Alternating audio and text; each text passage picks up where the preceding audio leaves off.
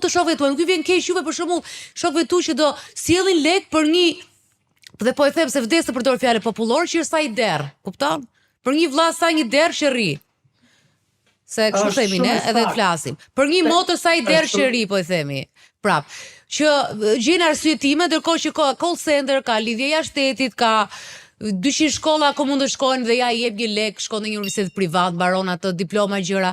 Pra nuk i vjen keq, a ke dëgjuar këtë lloj keqardhje që tash ore këta po na flasin. Të them të drejtën nga ana atyre që jetojnë në Shqipëri, nuk e kam dëgjuar në njëri që të thoshte unë po e bëj se s'dua t'i bim qa vllajt apo xhaxhajt apo dajs apo kështu.